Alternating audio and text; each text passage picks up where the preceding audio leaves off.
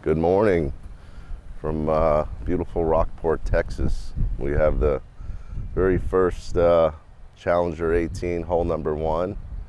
We put it together for Stephen Ford to have here in Texas to demo and do a little R&D with it here for Texas fishing. We wanted to build something for no motor zone fishing in Florida and in the Everglades National Park, something that was built around a 20 to 30 horsepower, 20 being something that you can lift off the transom by hand, put in the floor or the bushes or wherever, and go pole it around with ease. So we tried to build it as light as possible. We we didn't put a liner in it, and there's pros and cons with that, but we're trying to make it to where it's easier to build, as well as simplistic for the user.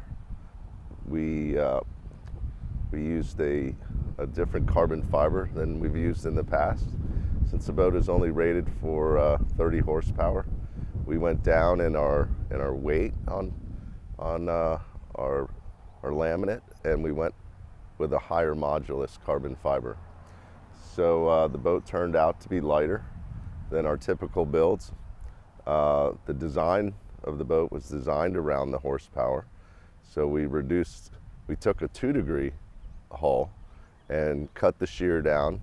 We reduced the spray rail by 50%, knowing that it's not going to be a big water boat. It'll be a backwater marsh, Everglades style boat.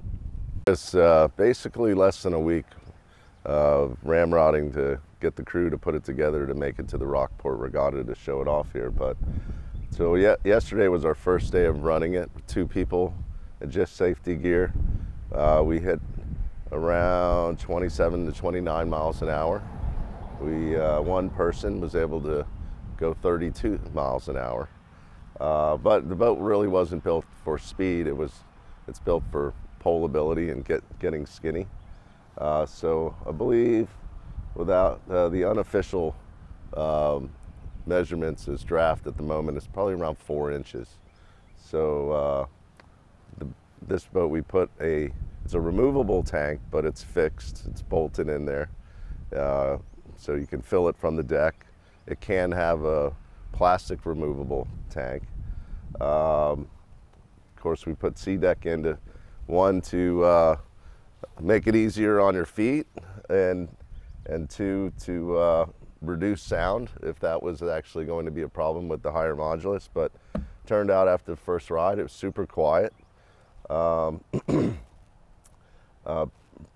very dry. Although we only had about a foot of chop, 2 people running around, we didn't have much water spray issues.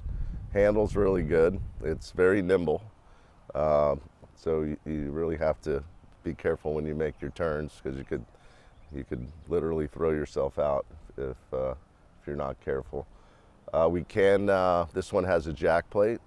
We can put a tunnel as well as a jack plate for folks that want to take off in shallower water, just like our 2-degree. And so other than that, we're going back to the shop, and we have another one in the process. This has 1-inch core on the bottom. We're doing one with 3/4-inch core, and then later we'll be adding a side console. So keep an eye out, because a lot of new things will be popping up along the way. So thanks for watching.